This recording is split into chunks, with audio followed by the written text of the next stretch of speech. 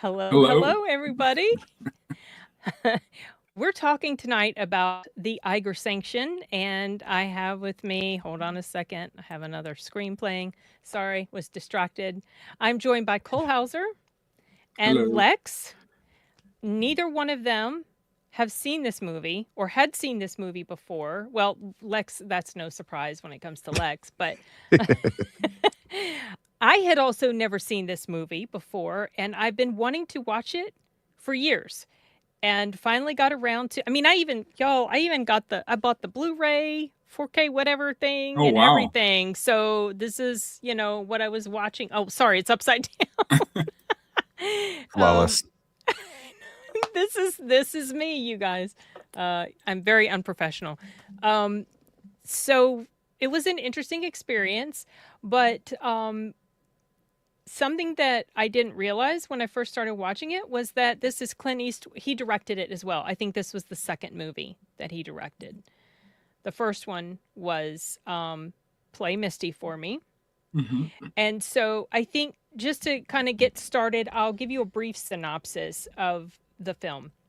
It's about this guy that's he's like an art history guy, teacher, professor, but he used to be an assassin for government organization, and he is sent on this mission to sanction these people that have killed one of his former fellow agents who is also a friend of his.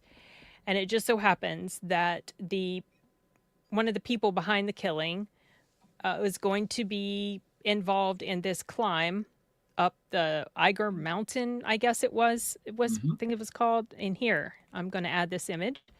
And so he's supposed to train to get ready to go scale this mountain, find out who the killer. I mean, that's basically what it is. It's like an espionage spy sort of thing. I found out it was based on a book.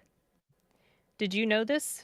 I saw that well, when I was watching the movie, it came up based off of this book. So that's Yes. where I saw that. So I only knew after the fact. after the fact. Okay, well, I knew right before I watched it. But something interesting that I did not know, which is not reflected in this movie, is that the book is kind of like a parody of Mm. James Bond, but it doesn't really come across that way in the movie at all. I never would have known that it was based on source material that was supposed to be a parody of James Bond. However, when he's getting really cozy with multiple women in this film, I was like, oh my gosh, if he, gets any luckier, he'll be like James Bond. That's what I was thinking to myself. Because I've said for years that what's going to kill James Bond is an STD. Yeah.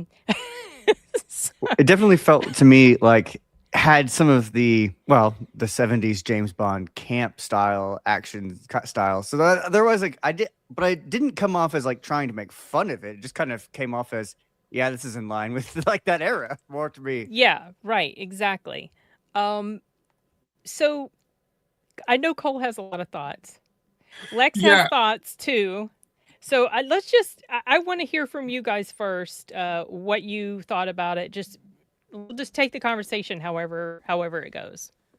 Do you want to go ahead, Lex? Sure. Obviously, given that we're discussing this film, there be spoilers ahead. So if you want to watch it, probably shouldn't watch us first. But Well, it was many years old, so there's that. fair.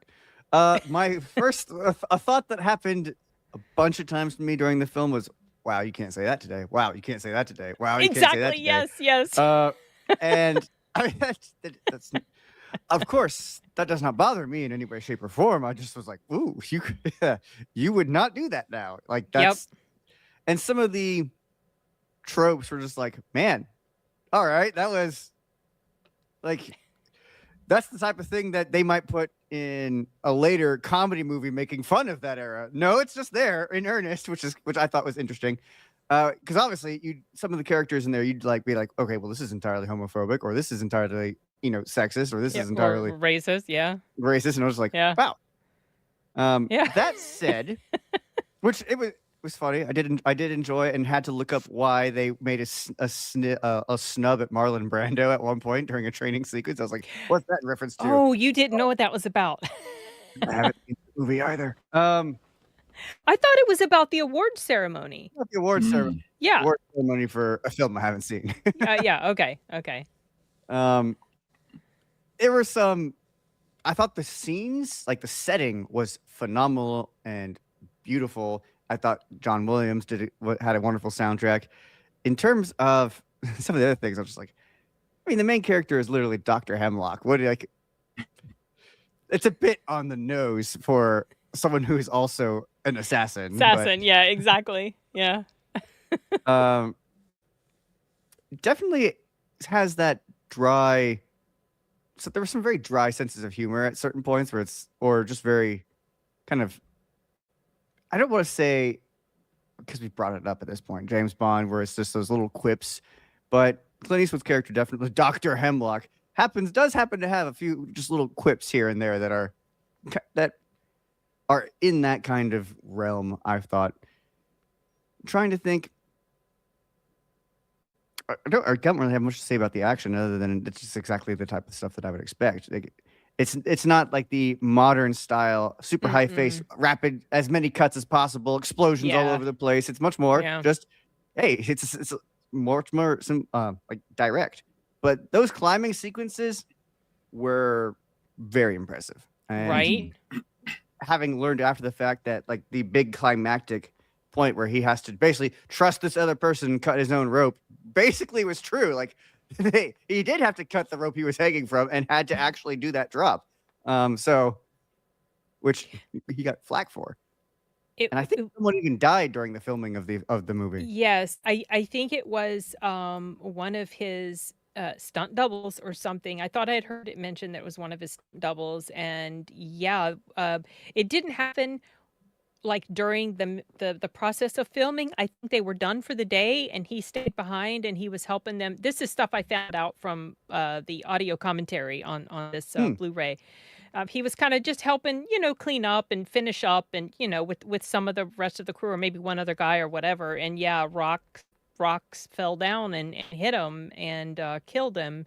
And the climbing scenes of this movie got me so tense, you guys, because I get really wound up when something's happening really high in a movie. And at first I was like, oh yeah, this is a controlled environment and everybody's safe. And then I was like, yeah, no, they weren't. They actually were filming these scenes on this mountain, and it was extremely dangerous. And it was just crazy to me that he pulled this off. So I was impressed by that. I like the story overall. Like you said, the action, it feels a little clunky. I do like a more polished sort of fighting. I complain when something is too choreographed and it's obvious it's choreographed. This felt it felt kind of grounded and very realistic, but it was boring. Like the action was not, there wasn't really anything super interesting about how that shot was framed or whatever. I completely, for me, the excitement was definitely in the climbing and in the climbing setting. It was not in the any of the not in the action. None of that. That really didn't work for me. It was just the basic storyline. I did like the setting, the climb, and I was getting ready to say something else, and I completely lost my train of thought. Totally. Oh, I completely guessed who this person was that he was going to be going after. Like, as soon as the person showed up and you started finding out about some backstory, I was like, oh, it's that person. It's them. And it was. But the way it ended up, the way things were resolved, I didn't expect it, but I was satisfied with the outcome. So what about you, Cole? So and to my, I guess, negligence, I walked into this movie thinking that because of the year it came out, so I'm walking into this movie of like almost like a Dirty Harry type Oh, character. okay. That's what 'Cause you thought you were getting. this is because I already know his westerns, like all the westerns he did, and then he went into Dirty Harry. So I figured it's going to be not a copy, but because I read the plot, and basically I'm thinking, okay, he's going to be this former government assassin, but with that same repertoire of like a Dirty Harry. So that's how I walked into it, and then seeing George Kennedy's character, because I like George Kennedy. He was one of my favorites back in the day. Seeing that, okay, he's in this movie, so I'm thinking, okay, this movie's gonna be it's gonna be catchy. It's gonna be really good because the way those two bounce off each other. But I guess so. The part when they were on the airplane, when he's talking to the stewardess, Aunt Jemima. Oh yeah. Again, a bit on the nose. Right. I kind of figured that she knew him or knew of him because just the way I kind of figured that she was well aware of who he was, right? Yeah. It was just so easy. It was just so easy how they just put that plot in there where, oh yeah, they're gonna meet up again, and then the climbing scenes were great. The one part I did like was I can't remember the guy's name, but the flamboyant guy and his bodyguard. So do you know who he is? I found out who he was. He is David Cassidy's father. Oh, Yeah. really? Yeah. I didn't. I was like, oh, okay, that's interesting. That is interesting. Yeah. Okay, now think about it. It kind of has that look. So I kind of like that interaction they had, and then when he punched them, and the bodyguard gets up and he was just like, "It's okay," I kind of like that. That was that kind of fit in, and then at the one point when he was like, when he beat up the bodyguard, he was just like, don't follow me, don't be here, I don't like this, right. But besides some of those scenes and some of the, in the climbing scenes, I found the movie quite boring. Really? Oh my gosh. I did. Like like I said, there were certain parts of the movie. Yes, Jack Cassidy. There were certain parts of the movie that I liked, but then there were just parts that kind of just weighed on. Like even the part when he's when he's talking to the one guy in the school, that kind of just seemed a bit lame. The whole when he brings Aunt Jemima back to his place, that was kind of, I don't know. The movie just kind of went off in its own direction. Now I don't know if that's because of his directing or the writing, but I kind of got bored from where this movie was taking me. But like I said, I'm still looking at that Dirty Harry type character, which I was hoping to grasp on. But the art was great, but it was just, I just couldn't, it just lost me a lot. Well, that he likes art and that he wants to retire is about the only character development he really has. I mean, they mentioned that someone saved his life and he's willing to go on a revenge thing about that, but that's about it. I mean, there's not really a lot of other depths to it. And he's probably the only character who really seems to show any level of development is Aunt Jemima. Aunt Jemima. Yeah, because she comes across as so in answer to this question, he was okay. He just kind of felt a bit caricaturish to me, that guy. But Aunt James Jemima, Bond villain. yeah, exactly.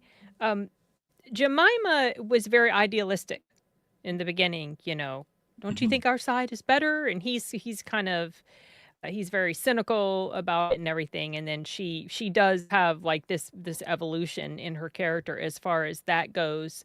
I kind of feel like he didn't have much character development except at the end, the decision that he makes about the killer. Yeah. you can see that that is maybe it's character development or maybe not, just based on past, a shared history. So, you know, I don't know. I didn't read the book or listen to the book. I'm not sure if the book is any better. I personally was not bored, but I did think I went into it thinking it was going to be a little bit different. Hmm. I didn't realize, like, I thought that all the action, it was going to be all action taking place on this mountain, and it wasn't. There was like this long lead up. And then, of course, he had all of that training, which I'm glad it showed him doing that, because that helped, you know, kind of underscore the importance of knowing what the hell you're doing when you're trying to scale a mountain like that. And so I thought that was interesting. But then the final was just they're going up the mountain, and then all the other people died. Yeah. I was like, okay. I wasn't expecting that to happen. In terms of how long they're on the mountain, like I was stunned because I was like, "Oh, we're finally climbing," and then I looked down at the clock and I'm like, "Oh, wow, there's like 20 minutes left in the movie." Yeah, there was And a good portion that takes place on the mountain. No, But- no, my sorry, but go very ahead. little overall. Like for like it's and then it was like they've got like they're supposed to wrap this movie up here in 10 minutes, and they do. It's just everyone dies. Yeah, really, really fast. Like I wouldn't say like I was completely bored. There were, like I said, there was aspects of the movie that, you know, was good, and then it kind of dulled down, and then it got good again. So there was just certain points of it. But I did like the sort of Cold War esque about it, because there was that Cold War theme, Yes. you know, about this chemical agent on the Mhm. other side, and we got to get it back. And then he talks about, well, you know, there's the convention or whatever. It was like I said, I went into this thinking, okay, here's Dirty Harry. He's got a job to do, and he's going to, you know, and he's going to be that sort of tone. That's what I was, because that's what I'm used to when it comes to Clint Eastwood. Well, something else that surprised me about this movie, which is something I'm used to when it comes to the way stories are portrayed on screen, and it's that, you know, when he goes and he drops the Cassidy guy. I don't even remember his character's name. I'm so bad with this sort of stuff, but David Cassidy's father. When he drops him off in the Miles. desert. Yeah. Miles. Thank you, Lex. I just saw it today. Okay, I saw it like almost a week ago, so my brain is fuzzy. When he drops him off in the desert, and then later you're just told through exposition that he died. Yeah. I was immediately suspicious. I was like, oh, but we haven't seen a body. He's probably not really dead, you know? And then when the other guy dies on the mountain, and it doesn't show him die, it's just like they're all up the next morning. It's like, oh, he's dead. It's like, what? Visibly still breathing, by the way. I did like I was like, hang on, that guy's breathing. So then you're like, is he really dead? Well, I don't know about that. But they were just like, oh yeah, he's dead. We're going to carry his body down. And it was just, I was like, this doesn't feel like a normal sort of narrative flow. When something has happened to a character, the audience usually is shown this happening. And if they're not shown it happening, a lot of times it's because there's something else that's going on that you don't know yet. But that really wasn't the case with this film.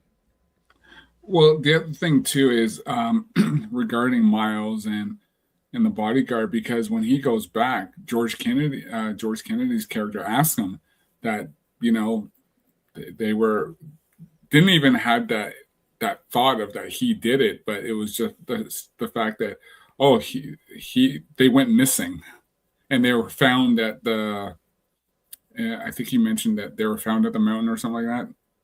Well, at least out in the desert, but yeah, out in the desert. So one person dead by shotgun they even say. The other one, oh yeah, that's right, because the driver, that's right, the bodyguard guy.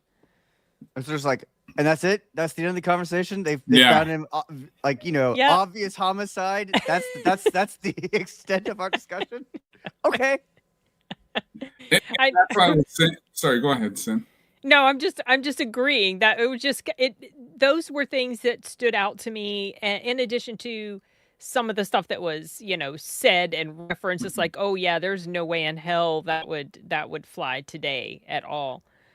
Yeah, and You so want the name that's of the why dog? that's what I was saying, between Clint Eastwood's character and George Kennedy's character, I was kind of expecting a bit more, because they're, George Kennedy, he was a very popular actor. So I was Mm. just thinking that there would have been more going on. So that's what I kind of wanted from those two. So you went in expecting it to be more of an action sort of thriller, and it Yes. wasn't so much. It was kind of a Yeah. sort of a slow paced espionage mystery drama. Yeah. Is basically what it was. Yeah.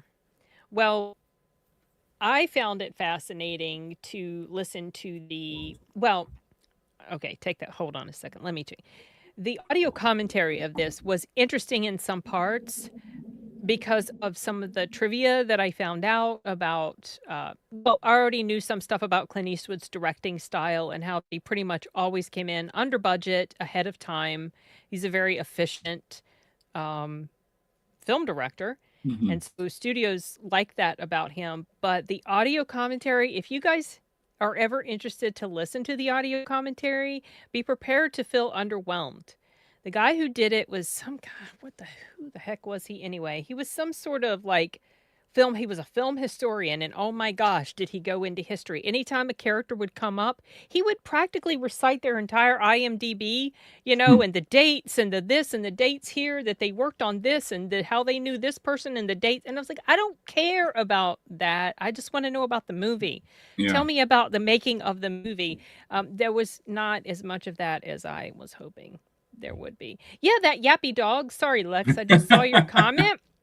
Did you notice how the yappy dog like mysteriously was transported to different places without you even seeing it happen? Yes. I also noticed that it's never seen again after the drive back.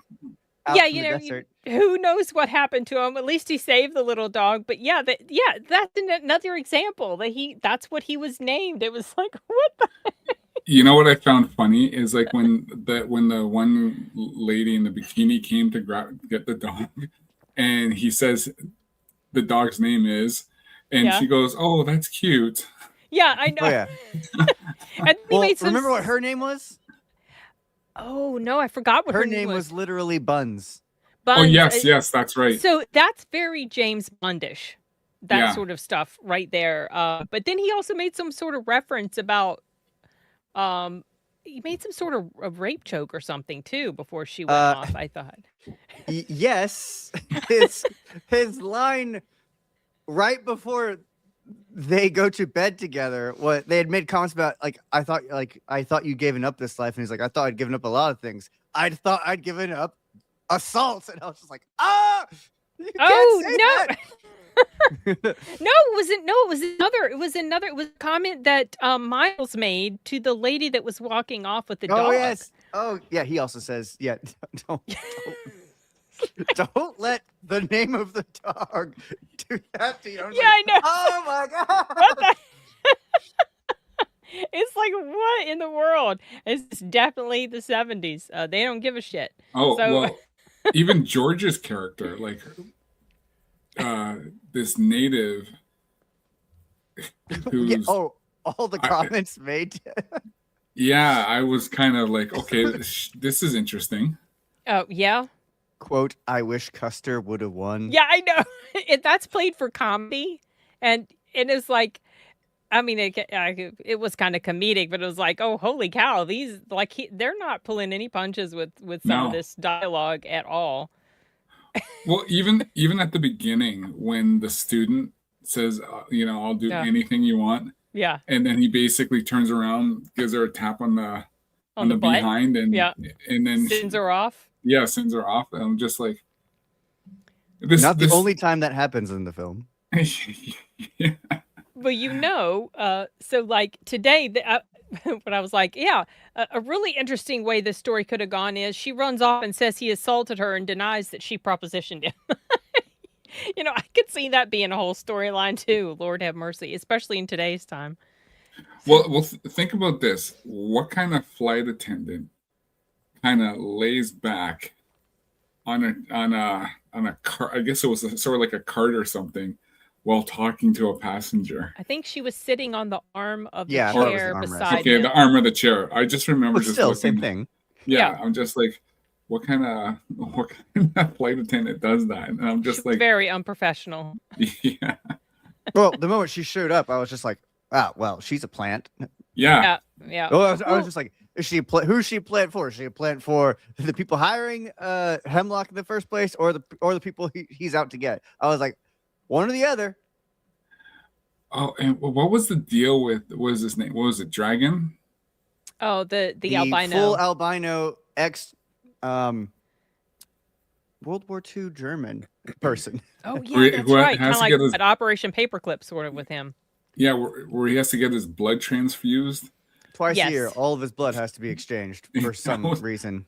I'm like, I'm not an expert on how the condition of being an albino works, but I'm not aware of anything close to what he's talking about.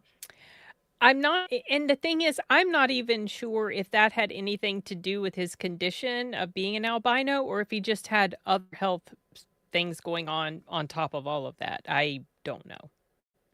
No clue. For context, if you're watching and have not seen this film, as none of us had, the like dragon, that's the code name for the director of whatever U.S. government assassin group this is part of, is portrayed as a wheelchair / bed bound quote full albino, which I guess there's partial conditions that they're trying to say. Anyway, sits in literally a room lit only by red light. Looks like one of those film development rooms that dark room. Yeah, dark room. Comments like any light actually causes pain, all these types of things. Just like, okay, so you've basically just got a Nazi vampire. Great. as your government figure. Oh, a blood-sucking monster. Okay, again, a bit on the nose. Very James Bond, like over the top era villainish, but he was almost like what was that character? Was the guy Blofeld, yeah. But almost like something like even that. Even more extreme. Yeah. Oh, sorry, that's my dog. No problem. Yeah. What's his name? It's a little girl, and her name is Chibi, and she's in the chair over there, and she's what I call scrunching the chair, which she's trying to, like, you know how they like to mess with blankets to kind of pile the blanket up and just sew, and she's trying to do that, but there's no blanket; it's just the chair. But yeah, I feel like there she is trying to get up in my lap. I feel like there are better Clint Eastwood films, but I can't say I disliked this one overly. Honestly, I thought it was. I think sorry, she's trying to. Excuse me, come on, girl. I like the setting where it took place at the mountain. Mm-hmm. When they got there, there's something very, I don't know, cozy about the about that environment. And something else I found interesting was how there would be people. I didn't even know this was a thing, okay, because I'm not super in climbing or whatever, but how George Kennedy's character was looking through the telescope, yes, and watching them. There are people that like to, this is what they said in the commentary, that people like to go there and just watch people climbing, sort of kind of, I guess, hoping to see something tragic happen, which is why he sent that couple away, why he was so rude to them when they wanted to look in the telescope. And I didn't understand what that scene was about. But then there was another scene where someone came up to him, I think it was a reporter, and this scene jumped out at me as feeling very contrived. She made some sort of comment about rock climbing and, machismo and, uber masculinity and all this. Yes. And then he kind of smacked her down a bit. Not, he figuratively did. And that felt so contrived to me. Like that was just inserted in there just to make a point. And it kind of reminded me of how in a lot of films, what we call like, the wokeness or the message that's inserted in, and it's just so not organic. It comes across very clunky. That particular moment did to me. That was just like that feels like you just did that to make sure that this was a message that was gotten across to the audience. Well, I don't know, because what message precisely? Because she comes up and she asks, "Do you think this is caused by people feeling trying to like prove something, or is it just a way for insecure people to da da da?" And he again gave a response of, I wrote it down because I was like, wow, what on earth are we going on here? It lady, stood out to you too, huh? Yeah, lady, why don't you go get yourself screwed? It'll do you a lot of good. And I was like, okay, all right. I guess that's what we're doing here. I mean, I can understand the annoyance with people that are, griping about masculinity and machismo or whatever, but that moment didn't feel like an organic sort of thing that happened. It felt inserted. Are they making fun of the question in the first place? Or are they making fun of the people who actually go and do it? Yeah, I got the feeling they were making fun of the question. I thought so. Yeah, but like even with George, did you like it was almost like almost girl boss? Kind of, yeah. Because she was the trainer, though. Yeah. He was out of shape. Yeah, he didn't look like he was out of shape, but he was out of shape, I guess, yeah, when it came to training for climbing. But like that whole George character was just so random. Like, here's this person who doesn't talk. Yeah. It just shows up and then start running. Well, it felt random. Well, not really. I mean, you kind of are. It's explained that she's there to train him. Yeah, but it's just the way. It was just. I guess it was the setup. Like I was expecting more. You were expecting more than just a dialogue saying, "Oh, by the way, she's George's. She's who's the Ben? Ben's the friend. Ben's daughter. Yeah. Wow. Okay. There's a whole you could have a whole backstory there. You're not going to get one, but you could have one there. Well, yeah, because you don't even find out that that's his daughter until the very end, and then you don't understand why was she trying to. Well, you do eventually understand. So she and Clint, they make nice in the bedroom, and then she's injecting him with his needle the next moment. It's like, what the hell? That's kind of shocked me because I was like, what's going on here? Yeah, and then you find out, well, Miles tried to have her inject him with something, and then I guess he's going to come in, and he was going to finish the job and everything. But that was just like such a weird, like these two women. He sleeps with Jemima, then he finds out she's like an agent that was like kind of setting him up or whatever, and then he sleeps with George, and then she tries to kill him. That was a little James Bondy. Because James Bond, that is. Yeah. Well, and then he's got this little mini kind of rivalry going with another person who's still in the agency, who shows up and is also making some comments. And that's how Georgia gets so disillusioned in the first place, is she learns from that guy. It's like, oh yeah, it's all made up. We're totally playing both sides here. Which is kind of, there was something she said, Jemima made a comment in front of George Kennedy's character. Oh, yeah. That if she's like supposed to be this highly trained agent, why is she blurting out something like this in front of someone who supposedly doesn't know? Mm-hmm. I thought that was kind of a poorly written moment. But of course, it was said so that George is tipped off to what Clint is doing. Or something like that, but it like some of the moments that led into these revelations, they didn't feel like they flowed naturally, like they were just organically part of the story. It just felt like, oh, this person needs to know this thing, so let's have this happen. I do not know if that came directly from the book. No clue what sort of adaptations were made. Was he already knew? Like he had sent when he sent the team up, because he was the ground man in charge of the whole stuff until they actually started climbing. Exactly, but you don't know yet that he knew. Yeah. What you do, because he even says to Clint Eastwood's character before he goes up, it's like, I know you're going to have problems with these guys up there, so like keep them in sight. Don't turn your back on them. He even warns them. He's like, that's true. There's violence coming. Yeah, like, well, That's true, but it still was it was framed in such a way that he's not blatantly coming out and letting you know, but yet I don't know. It was just like that. In some ways I felt that the reveal about his character. Okay, and we'll just go ahead and spoil it. He is the one. He is the one that was involved in killing Clint Eastwood's friend, but he didn't do the killing. He was just like he was part of it.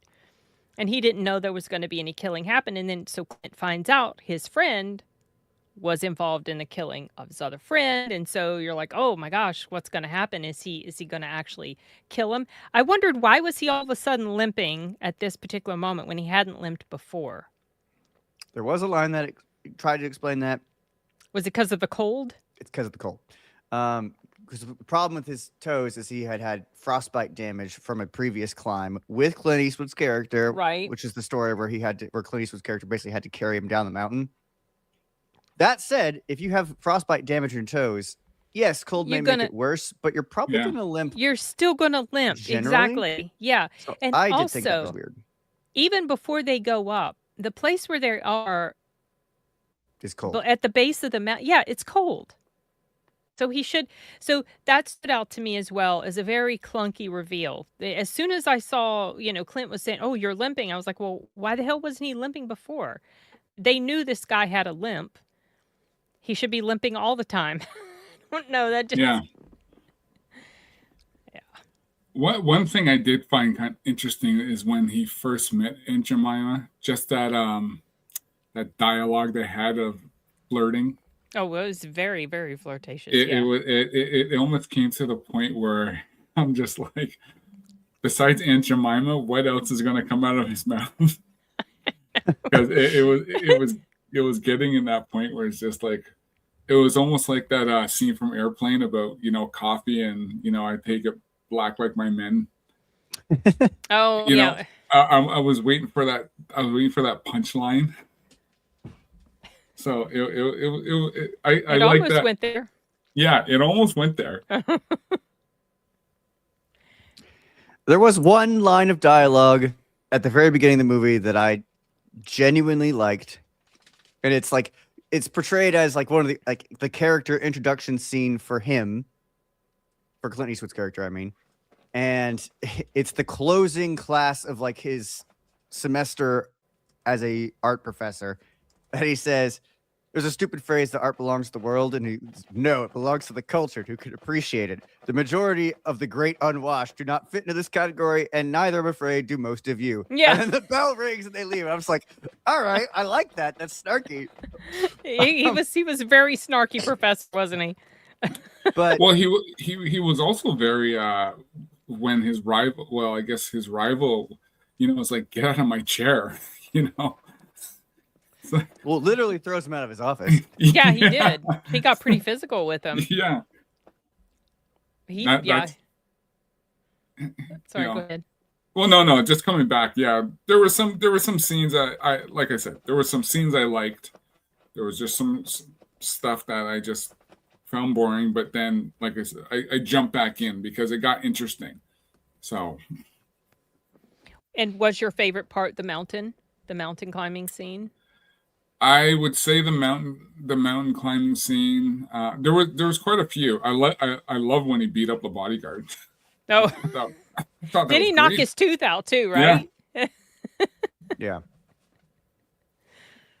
Yeah, I thought that was great. And he just put it right to him.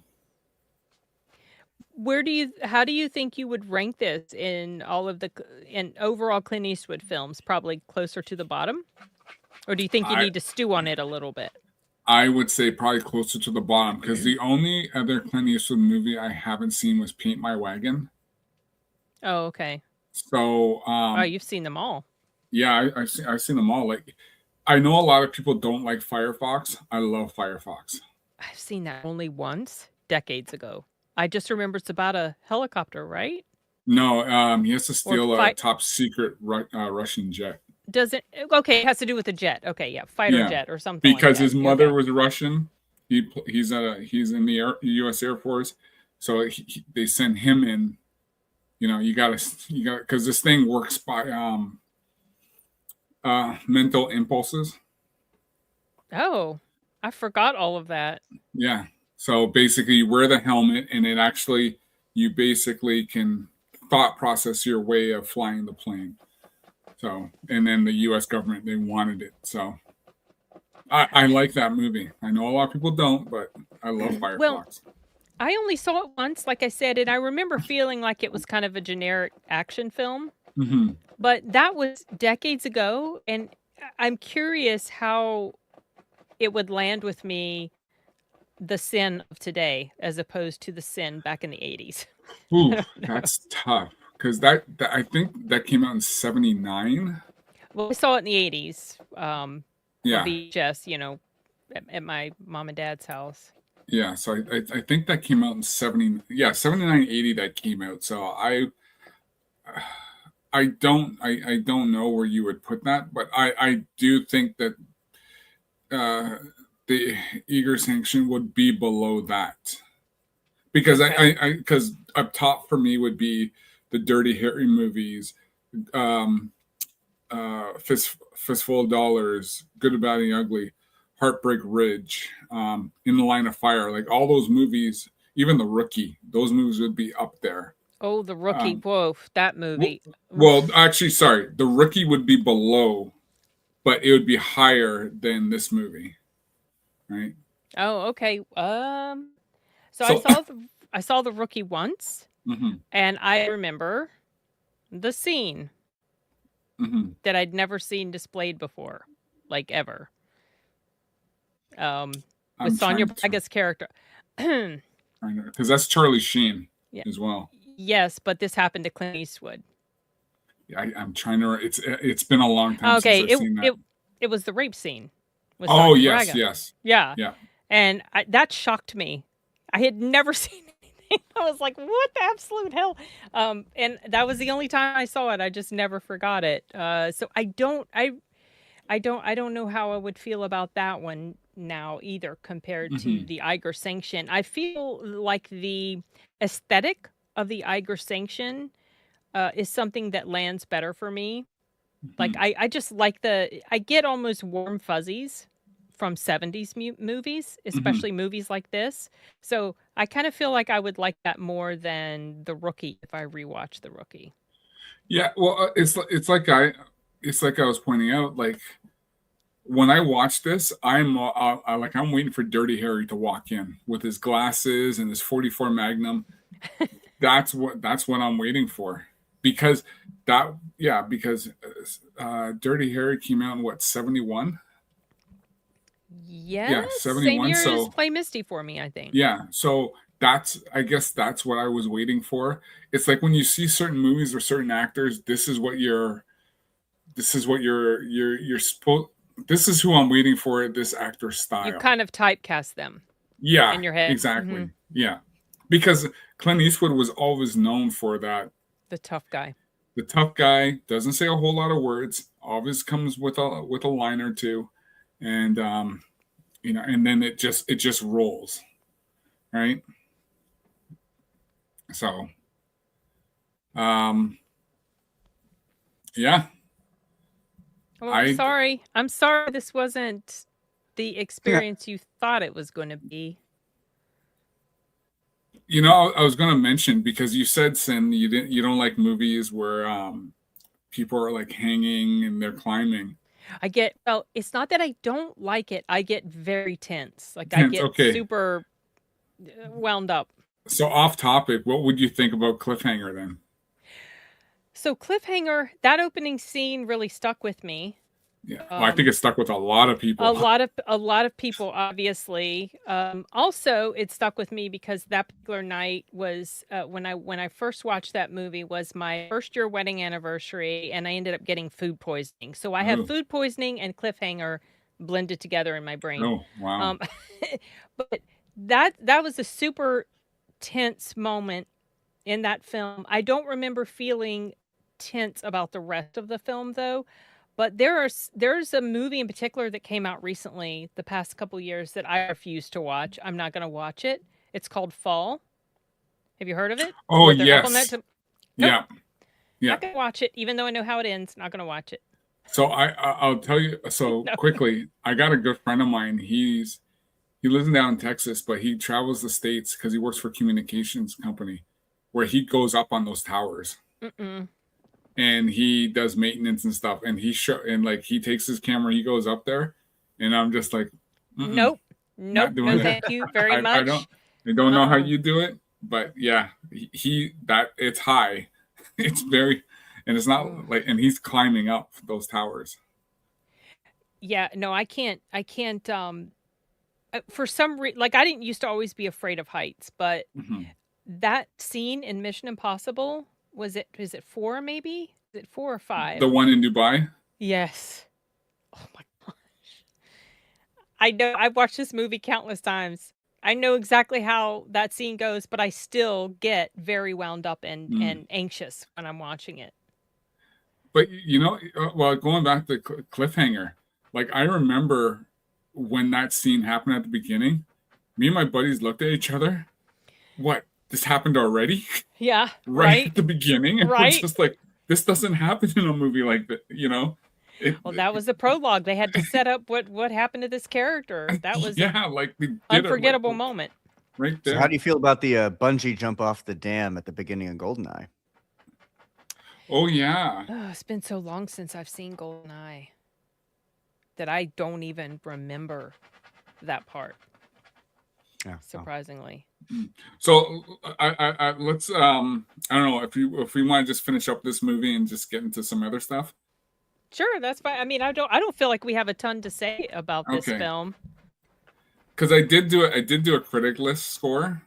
Ah, okay. You Ah. gonna share anything Yeah, with us? let me Okay. just bring that up because because I I don't remember try if I to, did one. I might not I have try to posted mine. support Blaine. And where did it go? I think I'm pretty much exclusive to Critic List now as well. No, I did not post a review Okay, or a score about it. let me just bring mine up. Do you have, is that, there we go. Oh yeah. Okay. I'm just trying to find it. Maybe if you look for the movie itself, then scroll down. Your review is probably going to be the first one that pops up. I don't think many people have reviewed this, have they? No, there was only one other person.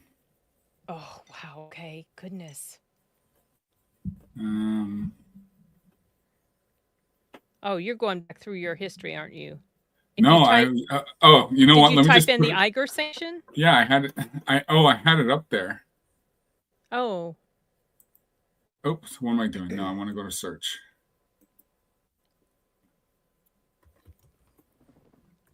Lex, are you on Critic List? I have not reviewed anything. I have an account because I like to follow things. What? I was thinking, of course you haven't, because you've hardly seen anything to review. That's what I was thinking. I could write a review about this now, can't I? Yes, you can, and you better, sir. Okay, so I just you gave it a bogus. Wow. I said it's not one of Clint's best. Some good scenes. I found it boring and blah. I thought for this time frame we'd get the classic Eastwood, but we didn't. What else? Someone wasn't happy with you about that. Yeah. Well, the plot is pointless and it's more of a showpiece for Eastwood. The only thing that makes watching this is fun is the offensive and it is to the commentary standards. So I think it's worth watching for the climbing scene. Yeah. And I have heard that this film is one of the most accurate representations of what it's like to climbing in itself. So you know what? I would have to watch it again. Because I only watched it the one time. So I think what I'll do is watch it again. So I get a better feel of it. Because usually when I watch a certain movie, especially a Clint Eastwood movie, I am roped and tied right in. So I know what I'm getting when I watch a Clint Eastwood movie. So because I'm hooked. When when he comes out with a movie, I'm hooked. I'm gonna I'm there. I'm watching it because I know what I'm getting out of it. Well, I think whenever I rate it on critic lists, I'm probably going to give it a 65 or 70. So I liked it a bit more than you did. A rewatch might change that feeling. I don't know. Yeah. But I did kind of watch it twice, because I watched it and then I brought my DVD home, my Blu-ray home, popped it in the Blu-ray player, and then I turned on the audio commentary. So I kind of got it twice in one day. And I think listening to the commentary, as dull as it was, oh my gosh, what a shame. But listening to it, I feel helped give me a little bit more appreciation for it. Not that I totally disliked it, but I also was expecting it to be a little bit different, but I didn't feel disappointed when it ended up being different. So sorry. No, like that for you. That's okay. Listen, this is what we're here for. It's for different opinions. So that's all good. Meanwhile, I went into it not having really any Clint Eastwood expectations because I haven't seen enough Clint Eastwood movies to have an expectation. Of course you haven't. Going into it, my experience as a complete noob was very much just like this is mildly entertaining. And it's pleasant. I think if I went back and watched it a second time, I would probably enjoy it less because it'd be because I would just at that point I would be bored. It's like, all right, I've seen it. Yeah, there's no real big surprise.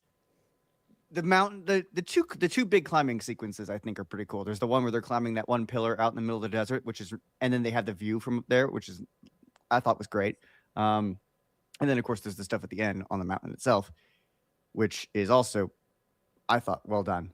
Probably because it's actually being done. Because it's actually being done So on the actual Eiger Mountain.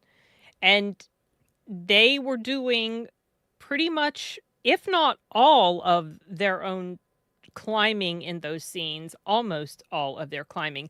So because Clint was not an experienced climber, a lot of his shots were framed in such a way to make him seem like he was more experienced, like maybe it was close or maybe it was far away or whatever, however they did it, the tricks that they used.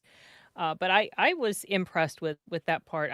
Just that part alone, I do think is worth a watch. And they spend a significant amount of time up there. Now they take a good amount of time to get to that point, but once they get there, I felt that it gave the viewer a satisfying experience of watching this particular thing that happened, because you just don't know what's going to go on, and then is someone going to get hurt, and then boom, all three of them die. And when that happened, I was like, okay, well, it's definitely George Kennedy for sure. I knew that it was. I suspected it was, and now I know for it. Yeah, definitely, it's his character. I really thought the mountain sequence at the end, it felt rushed to me. Like the whole climb. The whole climb? I thought, because they spent so much time hyping it up, it felt like that part went really fast to me. Oh, I felt like it dragged on because I was ready for it to be over. I was so tense. So I was just like, the moment they started going up, I was just like, I'm ready for them to come back down now. And they did, with great speed. Well, I don't know. I feel like maybe if I rewatched it, perhaps it would feel that way to me. Maybe I should say a few of them came down with speed. Yeah, well, that's true. All three of them, one was dead when he fell.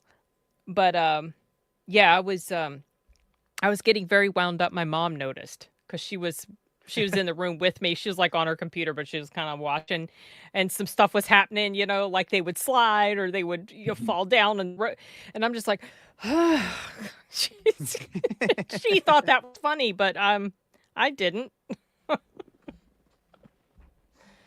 Okay, so what else did you want to talk about? I just want to mention because when you mentioned about the James Bond parody, how the book being a bit of a parody, and you know, James Bond kind of got in the picture. I take it Lex hasn't seen this one movie, but Oh, Sin, I don't know.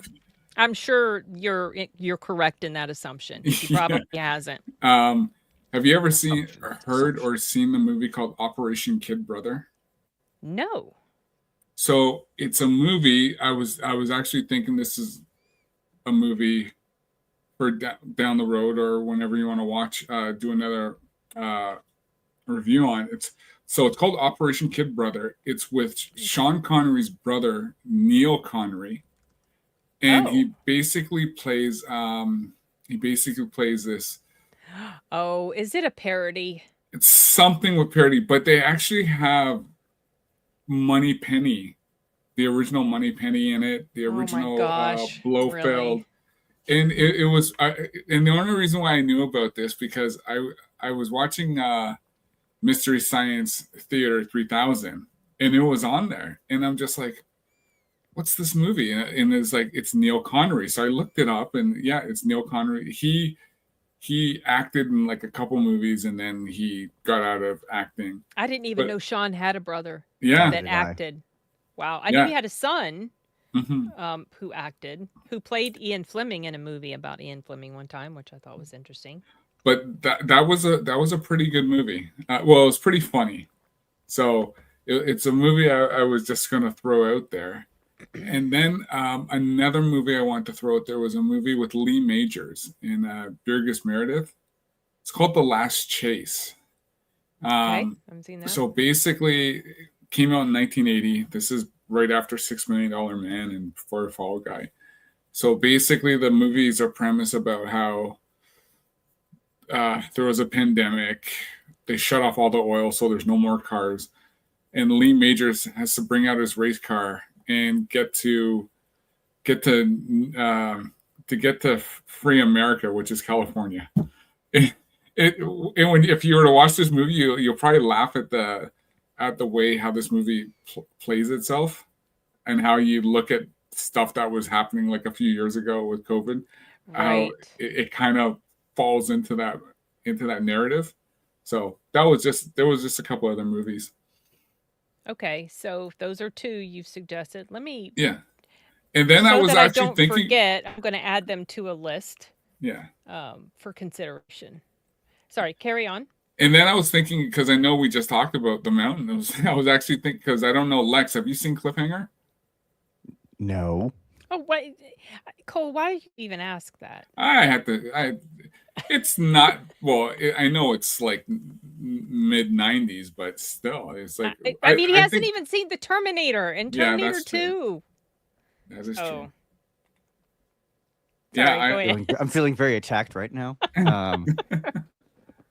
We have to remedy this problem. It's a serious problem. What was the other movie that you mentioned with Lee Majors? Oh, The Last Chase. The Last Chase. Okay. All right. Carry on. Yeah. So that, and then I was thinking Cliffhanger and then Operation Kid Brother. And I don't know if there's any movies you would, another movie you would recommend as well. Because I figure for the timeline when we were doing a review, like this one didn't, I know this one took like an hour, but I know we can, if we're able to throw some other stuff in there. You mean like all in one video? Like, well, I was just spitballing. Okay. You know. Yeah, I don't. Doesn't have to be doing. You know, we can do the one, which is fine. I don't mind having a discussion about multiple either. If you wanted to go thematic as well. Yeah. With like, you know, movies about X or whatever, and you could pick like maybe 2 movies, potentially 3, like once a month. With Sound Theater, the audiobook company that I work with, we usually will review 3 movies. So I'm kind of used to doing something like that. If you don't think, because like some movies, maybe they're not going to fill up an hour of discussion time. So we could have other movies to talk about and also compare and contrast with the other ones we've seen, if it's thematic. Yeah. No, I think that's fine, because I know this one took us just about an hour or so. The Eiger Sanction. So. Okay. Adding. Well, there are definitely some movies that you could talk about stuff going on in them all day long. Oh yeah. This one, no, I don't think so. No, not really. I mean, if I'm really passionate about a movie, I could go on and on and on. Like, I just never get tired of talking about it, especially with Mhm. people that have never seen it, which is why I'm really looking forward to introducing the Terminator movies to you, Lex. Oh my gosh. And then you'll probably watch them and you won't even be super impressed with them, and then I'll be mad at you because you don't like them. Well, it all depends how many ones you're gonna get them to watch, because if you're gonna watch one and two, sure, there's a lot to talk about. But then if you say, "Oh, Lex, you got to watch three, you got to watch Salvation, you got to watch," Eh, I mean, those are well, just kind of, I would stop at Salvation. yeah, Salvation is probably, if I'm being honest, it's the stronger of the sequels. Yeah. Because three is basically just kind of a rehash of Mhm. two. Yeah. And they just had a female Terminator. And Genesis, Genesis isn't good, Oh, but so bad. it wasn't good, but I still am entertained by it because I think I also liked how they played around with an alternate storyline with Hmm. Sarah and the Terminator, and I will watch that 1,000 times over ever rewatching Dark Fate, which I Hmm. am still very angry about to this day, and I refuse to rewatch it. I will not rewatch that movie. I won't add it to my collection. What a waste of time and talent. They brought Yeah, Arnold back with Linda, and Edward Furlong was back. But what a for a little oh, bit. well, I'm so angry at James Cameron. He lied about that and made me, yeah. Yeah, because even for Salvation, because Christian Bale was the highlight, Yep. because he's just coming doing Batman and everything, so he's the star. So you know that's who they're gonna that's who you're gonna use, and it wasn't bad. Um, and Kristen Dunst was in that too, right? Uh, She played Well, she was the the wife, wife. right? Yeah. Yes. No, no, no. Bryce Dallas Howard. Sorry, Bryce Dallas Howard. Bryce That's Dallas right. Howard. Yeah, I was putting Kristen's face in there, and Yeah. it wasn't matching. Yes, I did. I did. Enigma, and I would never get off my soapbox when it comes to Dark Fate. Yeah, that was a huge disappointment. Really bad. But I remember when I heard the news that Christian Bale had been cast as John Connor, I was really, really excited. Me And too. then I watched Salvation and I liked it, but for some reason it didn't fully, like, it just didn't fully gel for me.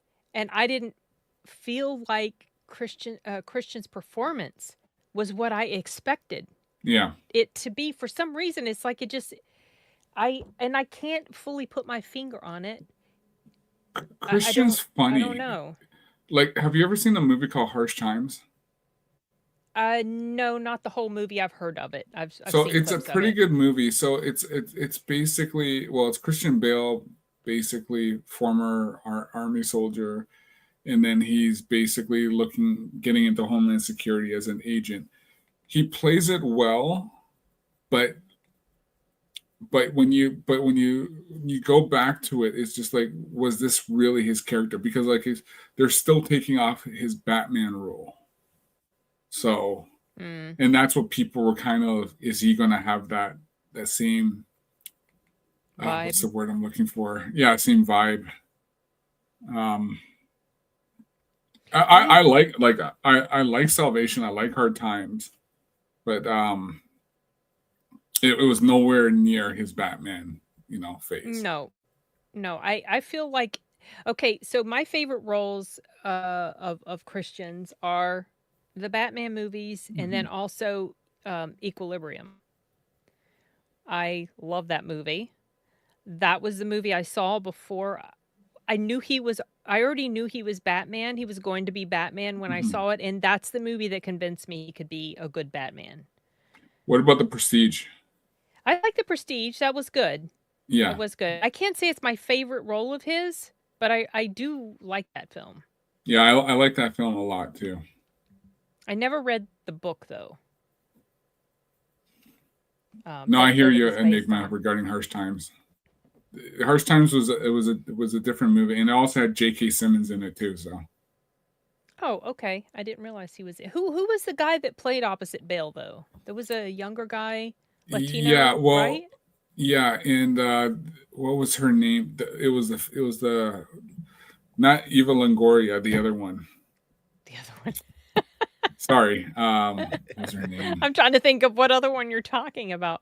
She basically is Timu Eva Longoria. Hold on. Oh, I'll look it up. I can find the cast just by looking it up. Yeah, Harsh I Times. just brought it up. You know, it was Eva Longoria. Oh, Sorry. Timu Evil. Okay, it's Freddie Rodriguez, I think, that played Yeah, Freddie opposite him. Rodriguez. Okay, all right. Yeah. Yeah, I remember that it came out, and I remember sort of like popping in a theater just to like catch a glimpse of it and see, because I was there to see another movie, and I think it was the scene. I don't want to give away spoilers, but it was the end, Mhm. and like the scene that was happening with Bell's character. That's my main exposure to that film because I never watched it. Oh, I was thinking of Eva Mendes. And then Oh, she's compared often to I think she's compared sometimes to Julia Roberts. oh, okay. Or I just had the other two. I had them mixed up. But they're both Evas. that's right, Eva Mendes, Eva Longoria. Yeah. Yeah. And Eva Longoria is the one who got the roles. Sorry, Lex. I know you don't. There's some of these. Yeah, movies he you're has talking like about. we're way over his head. He has no idea what we're talking about. He's I need the learning caption. now. I need the caption. Just happy to be here. Like, He's like so silent, you know. There's just not much he can say when we're talking about these things. it's like you're doing advanced math, and yeah. I've never even taken a calculus class. So I don't know if you've seen it, Lex. Well, you probably have, but if I can get your two takes on Mortal Kombat 2 trailer. I have not actually seen the trailer Okay. yet. So we'll have to save that for another time, which means I have to go watch it. But Well, the movie comes out in May 8th. This is the one with Carl Urban. Urban, right? yeah. Yeah. I was a little not super thrilled with the first one. I think this one looks fantastic. I've seen the trailer maybe like 15 times already, and like I am. This is one movie I will go to the theaters to go watch. So you don't go to the theater often? Well, what's there to watch? You know, I saw. Listen, I saw two movies in the theater last year. I saw Revenge of the Sith. Oh, that's right, because it came back. Yeah, because it came back because I had to go watch it on the big screen. Lex has seen that. And then I saw Donnie Yen's The Prosecutor. There was nothing movie-wise I was interested in seeing in the theater. Oh my goodness. And then the year before was actually Phantom Menace for its anniversary. Oh, when it came back, yeah. And then Interstellar for its because Interstellar was an IMAX. They are bringing back a lot of older movies, which is cool. I wonder if it's because the new ones aren't drawing any crowds. And that's the thing. I will not Maybe. go. I won't go to a movie I won't go to a movie to just go watch it. It's got to be a movie that I'm interested in. If not, I'll watch it elsewhere. Well, that's my thinking too. I like to watch what I'm drawn to.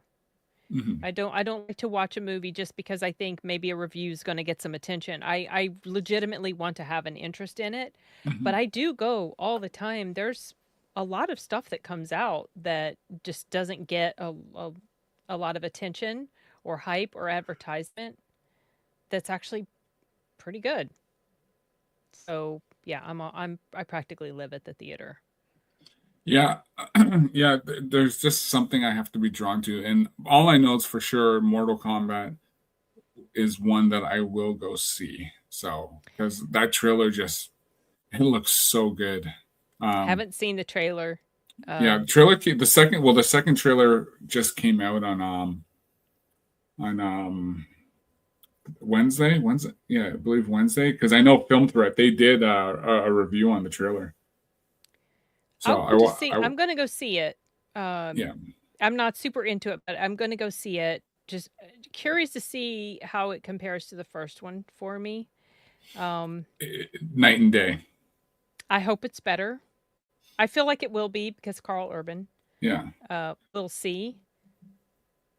But there's a movie that's coming out that I really wish it would get a theatrical release, and it's not going to because it's coming straight to Netflix. And I think it's coming out the 6th. Is the 6th on Friday or Thursday or something? Anyway, it's called War Machine. Yeah. Oh, I was just gonna say the Reacher. What's his name? Yes, Alan Richson. Alan Richson. And so I watched that last night. Mm-hmm. And I can't release a review yet, but I will say I really wish this were on the big screen. So I saw the trailer. I liked the trailer. Curious to know what you think when you watch it. So the first thing I thought was, okay, this looks really cool. Mm-hmm. I'll definitely go watch this, but at the same time, because Transformers kicked in my head, where I said, you know what? They could have made this a Transformer movie, and basically make it a Decepticon crashing on Earth. And actually, because somebody, I can't remember whose review. There was somebody who talked about a review on X today, and I put that in. I put that in as a reply, and I basically said that this could have been a one-off Transformer movie. Because it looked good. The military aspect of it looked really good. It is good. I feel like if it were a Transformers movie, I would immediately not be as interested. It would be a rated R Transformers movie because it's pretty rated R. A lot of, I think, well-paced action. Sometimes when things are too actiony, I get very desensitized to it and I get bored, but I wasn't bored. This was another instance where I was tense and uptight because everything was going wrong all the time for these people. There were some cheesy moments because it felt like it was a movie about the Rangers mostly, like a promo movie for the Rangers. That's what I thought. I swear to goodness, that's what it felt like. I thought it was a recruitment video. That's what yes, that's exactly what it came across as. This is like a propaganda video for the Rangers, but it was still a fun ride. But yeah, I'm gonna put a review up next week. But that's a movie that should come to the theaters, but it's not going to. It's just and that's what I know that's what Gary and the crew are saying on FNT. They were saying, if Netflix were to buy Warner, you're not going to get the theatrical releases anymore. Everything's just going to be streaming. Well, sometimes Netflix will put stuff out, but like a week or 2 weeks, like they did with Frankenstein. What the heck is that nonsense? You know? Yeah, who I can't remember who mentioned it. I think it was Jeremy. He said he watched Frankenstein and he loved it. He thought it was fantastic. I went to see that actually. You what? I said I went to see Frankenstein in theater. Yeah. Okay. Yeah. I saw it at a press screening, so I got to see it at a, big theatrical screen. And what did you think about that? I really liked that film. I am not, again, as seasoned of a Guillermo fan as other people might be, but I thought the setting was fantastic. The sets were great. The costumes were great. The atmosphere was super well done. I liked everything about it, and I was just like, man, I wish this was a theater longer. I told people to go see it, but you couldn't find it.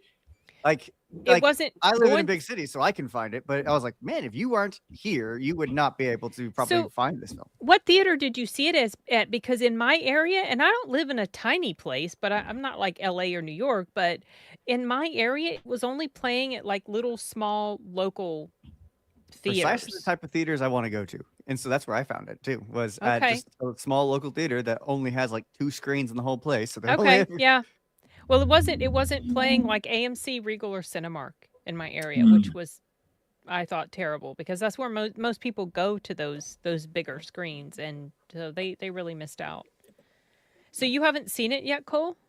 I did see it. Oh, okay. No, I was just saying and that's why I brought up Frankenstein, because it's just because when Jeremy said he thought it was really good, and that's when I saw it. So Okay. and that's where I get some of my, if when Gary or Jeremy or even Drinker, when they mention a movie, like I love watching Drinker's takes on his movie reviews. So usually I'll go check it out. So he saw K-pop Demon Hunters. Did you see it then? I did not see that. Because I am more, when it comes to, I'm more old school. Okay. I'm actually more old school. So I didn't see, I hear all about K-pop Demon Hunters. I just haven't watched it yet. Okay. Well, I loved it. It was my number 2 for the year. But yeah, but I got to see it on the big screen, so I was happy about that when they brought it back very briefly for like the sing-along version or whatever. Mm-hmm. So that's what I want to see. Lex, have you seen it? I'm sure he hasn't.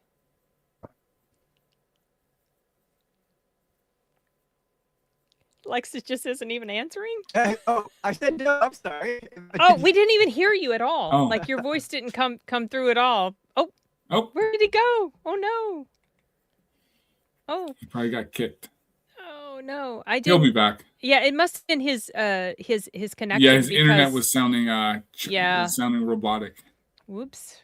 Yeah, because I didn't hear him at all when he answered. He just I just thought he was giving us the silent treatment. Yeah, no, I grew up on old school anime. Here he is. Hold on. Pop him back in. Yeah, that was weird. You just disappeared, Lex. Yeah, the screen. It's gave me the StreamYard thing instead of error. Okay. Like none of my other screens went down. So you go away, John. No one likes you. Because it's funny because like we were asking you a question and we didn't hear anything from you. So it's like, oh, he's giving us the silent treatment. No, and then you came back for like half a second and then you just were gone. Yeah. Anyway, the answer was no.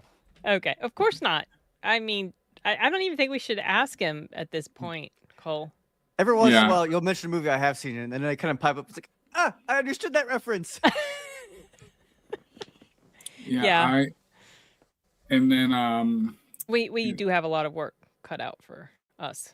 Yeah. You know what? It's a fun time to do it. So absolutely. Because like one of my theaters by me, they bring, because it's what is it? I believe it's a 20. They got 20 theaters in it, 20 screens. 20 screens. Mm-hmm. So they bring back a lot of old movies. So they'll play Godfather, they'll play Jaws, they'll do Scarface. So they'll bring back a ton of movies. They'll do a ton of movies in that theater, so you can, and that's when I'll go, okay, you know what? If they're showing a certain movie, I'll go watch it. Oh, Mr. Ambler. So Lex is either going robot-y again or giving us the silent treatment because he didn't respond to that at all. He is not worth responding to. Yeah, we my theaters, like, it's constantly showing older stuff. Mm-hmm. And I feel like this got started when the COVID thing happened. Yeah. Because there was like nothing new that was coming to the theaters, but the theaters had reopened like a few months later. They had reopened, but there was no new content. So they started bringing back classics. And I've got to see multiple things on the big screen over the past few years that I had never seen before on the big screen, like Gremlins, The Terminator, The Lost Boys, Alien. It's been so much fun. Yeah, I've really been. They need to do that more often. I saw Psycho on the big screen. I'd never seen that on the big screen before, and Vertigo, and then Halloween. But they bring Halloween back pretty much every year anyway. Yeah, I remember. Like even when Top Gun Maverick came out, when it came out we saw that we have a thing called the Ontario Cinesphere. So it's basically a big golf ball. and the screen basically does the projection of where you think you're falling, or where if you're flying, it kind of mimics that you're flying. So I remember we went to go watch that there, and it was just such a fabulous experience. I would have gotten motion sick. I could have done that. Yeah, that's why that theater was only certain people, because like they did Indiana Jones trilogy there all the time, so they showed Raiders, Temple of Doom, Last Crusade. Like they played those there, and it was great to watch them in that theater. Oh, because like even when the boulder's chasing them, you felt like the boulder's coming at you. So it wasn't 3D; it was just the way that theater, that Cinesphere was. Did you say it was like a globe? A golf ball? A golf ball. I feel like I went in something like that at Epcot decades ago. It was like this ball-sized building, and you go in it, and there's screens all around you, and you feel like you're right there in it. Yeah. So this one only had one screen, and I got sick to my stomach when I went in that. What's that, Lex? I said, now go watch one of your climbing movies in there. Oh, no. No, thank you very much. Not a fan of that one. Yeah, I can't remember. Besides Cliffhanger, Vertical Limit? Isn't that? Oh yeah, Chris O'Donnell. Mm-hmm. Wow. Yeah, that's that was him and Scott Glenn, right? In my head. I'm gonna add. Yeah, that it was him and Cross. The one Universal Soldier. Yeah. The one when they're going down the dam, when they're the running first down one, the first one. That's such a good movie. I love that movie. I have to go. That's one you should watch, Lex. You haven't, of course. No, of course he hasn't seen it. Yeah, you need. I think we should add Universal Soldier, the first one, to the list. I'm gonna add it. It's just gonna be the series of films that Lex should have seen, and his baby takes on them. Okay. Well, we're doing First Blood tomorrow with Spider Unlimited. Okay, add to list. Because I like First Blood. First Blood, I think out of all the Rambo movies, First Blood is my favorite because of the story behind it. I think I've only seen it once. Oh, really? Yeah, only once. I'm not super into Stallone movies, and all the Rambo movies. They're okay. But yeah, I think I only saw that once, and I feel like if I rewatched it, maybe I'll enjoy it. I would enjoy it a little bit more. Not that I disliked it. I didn't dislike it. It was not one of those things that I felt compelled to return to. I think First Blood is different because the other ones are just pure action. Where the original First Blood, there's an actual, there's a story behind it. Not like the other ones don't, but this one just has yeah. Old Yeller, Aladdin. I have seen and all the kids Lion started King, and I have seen Lion King and Aladdin. Oh, well, listen to that defensiveness. That's funny. I have not seen Old Yeller. Okay. I think I saw it once. I don't want to see it again. Yeah, I think I saw it once as well. Yeah, no thanks. Yeah, that was a while ago. You haven't seen The Lost Boys either, have you, Lex? No. You said no, right? I have not. Have you seen The Black Stallion? I don't know what that is, so I assume no. Have you seen... Why do you ask me questions that you know will hurt you? I'm trying to think of movies to introduce to you. Oh, well, then keep going. The list would be too long. I know it. Yeah.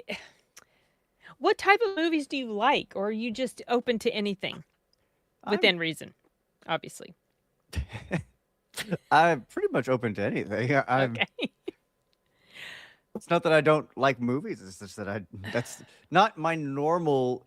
Ooh, I have a few hours. I'm gonna go watch a movie. I'm gonna go watch either like shorter content or go play a game.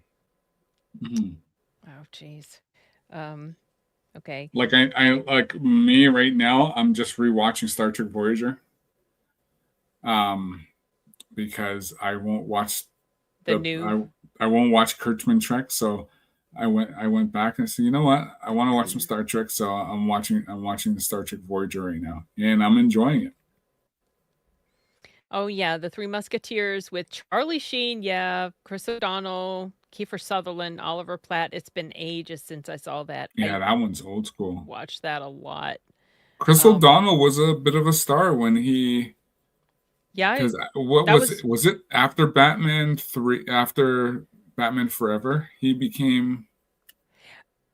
Was he in the Batman Forever movie? I thought it was just the one with Arnold in it. No, he was in the one with when Val Kilmer was Batman. Oh, I totally forgot he was in that one. Yeah, he played Robin. Okay. Yeah, because it wasn't Vertical Limit. I think that was after. What about the Three Musketeers? Was that before or after? That could be before, or yeah, I don't remember. No, I think that could be after. I had forgotten about that movie. It's been so long since I've seen that one. Well, when we mentioned like climbing or whatever, like Vertical Limit was just It was Musketeers. Okay, Musketeers was 93. Okay. It was Batman and Robin. Oh yeah, that's right. Chris O'Donnell was he was with Val Kilmer and George Clooney. Wow, I completely blanked out that he was I blanked out because I didn't watch Batman and Robin. Everyone said it was just really bad, and I'm not a big George Clooney fan, so it's bad. I mean, if you want to watch it for Arnold, maybe it's worth it just for that, but it's bad. It's not good. I've only seen it once, and that was Nice to see you. Oh gosh, and he made the quip about the Ice Age and the dinosaurs. Like, yeah, I can't. Yeah, I had no interest in it, so okay. Well, we I'll gotta skip that one. It's not. I like the Val Kilmer Batman. I like Batman Forever. It's been a while since I've seen that one. After Batman Begins came out, and it was still in theaters, and it wasn't, you weren't able to see it at home yet. And I was in a Batman mood because I really, really liked Batman Begins. And so I pulled out my DVD pack of the, Tim Burton, Michael Keaton Batman, the pack of all those Batman movies. And I started rewatching the 89 one, and I couldn't finish because it was just too campy. And I used to love that movie. Love, love, love that movie. And I think I got spoiled by Nolan's version.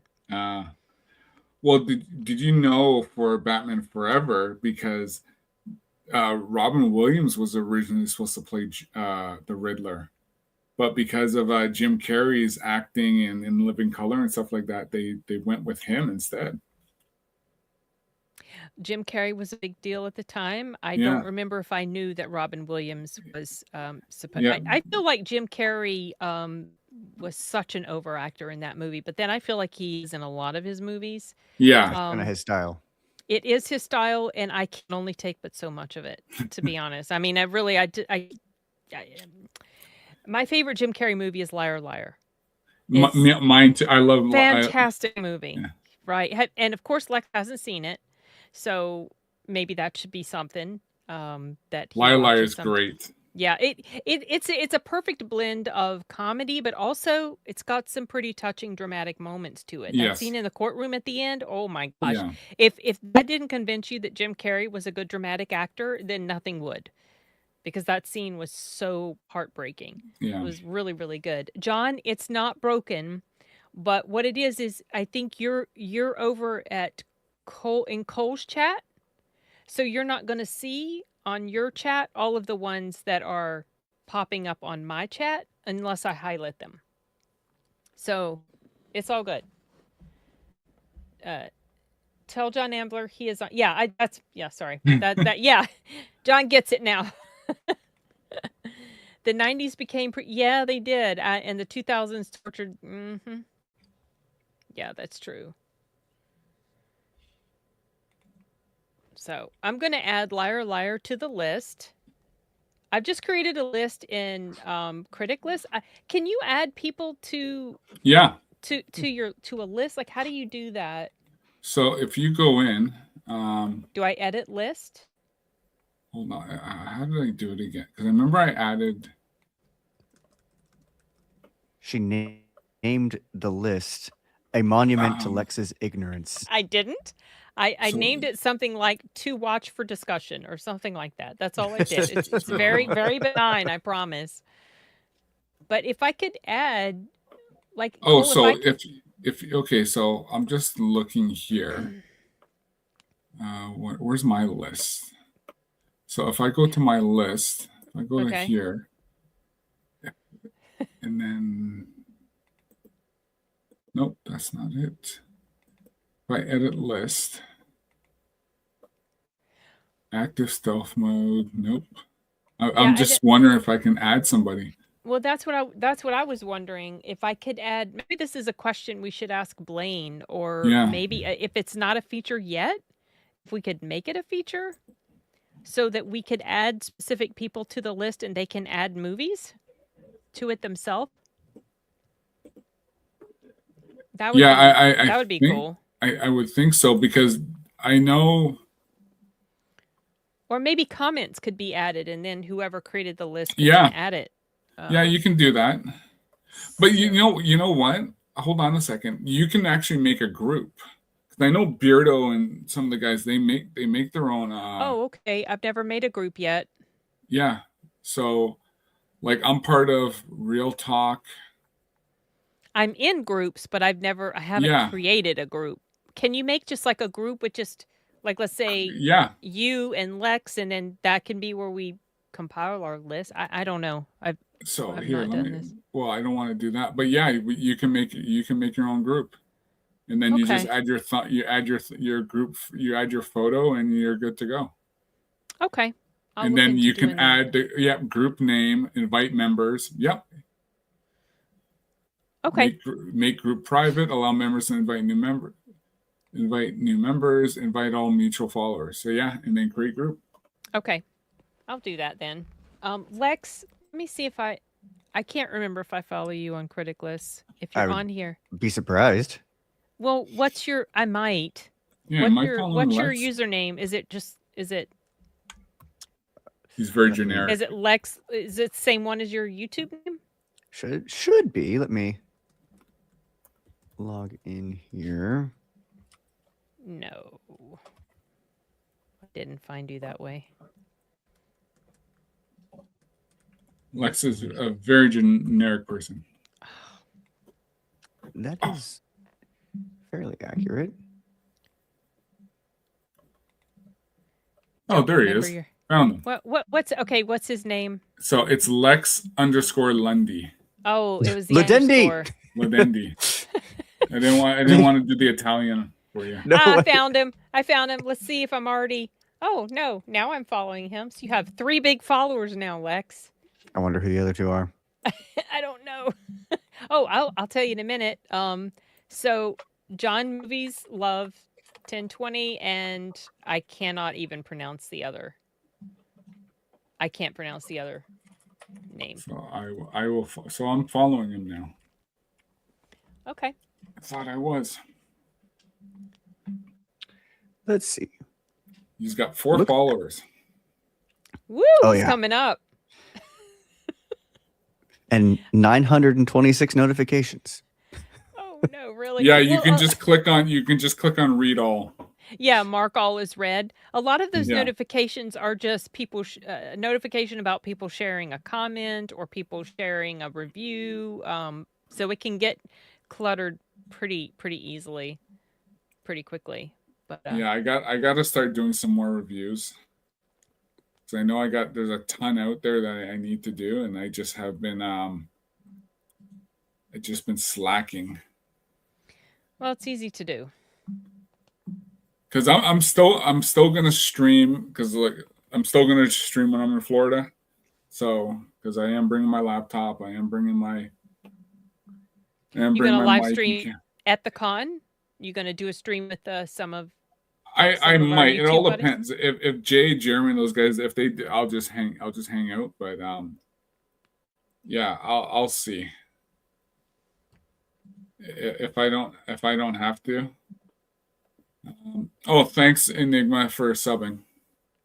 Yeah, Enigma is he's a very, very supportive subscriber. He loves to tune in to the live streams, and he's very interactive in the chat, and we've made him part of the mystery movie discussion Oh, because nice. he's so interactive and making all these comments and everything, and pretty funny. And so we're like, look, you're going to the movie. Why don't you just come join us on the live stream as well? So now we include him. And our next mystery movie is March 9th and then March 16th. And then we always do the So stream the next day. let me follow him back.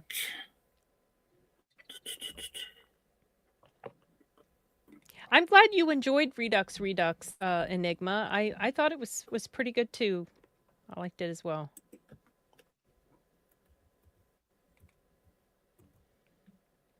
So what I'll do is I'll create a group. Can you put a list in it? No, you can't put a list in a group, can you? You can tell I'm not super fluent in criticless. What do you mean? Yeah, you can make a group, and you can Can you start put a adding list lists. in a group? Yes, you should be able to. Okay, I'm gonna look into that because my thing was I was just gonna ask Blaine if they would ever make that feature where you could add people to a list and then they can mutually contribute to it. But I guess a group does the same thing. So I'm just adding. Yeah, I gotta. Yeah, we're supposed to chat. Yeah, I'm gonna probably chat with him this week because, yeah, we chatted yesterday, but he said, yeah, the weekends just aren't the best for him. well, if he wants to join these streams in the future, we'll have to figure out it. I know Lex is constrained to certain days. Yeah, we can make it all work We'll out. figure something out. Yeah, Yeah. it's not too hard. It's like when we do our Star Wars podcast. I just ask everyone, we got a group. Can everyone do this day? So you don't, because some channels like to stick to a specific day for certain streams, and then for some it floats around depending on when the availability is. Yeah, because like last Tuesday we had like how many? There was like what, 5 of us, Lex, and we had like over 50 people watching. Wow. Yeah, we got pretty good numbers on that. What was that one about? So it's called We Love the Prequels.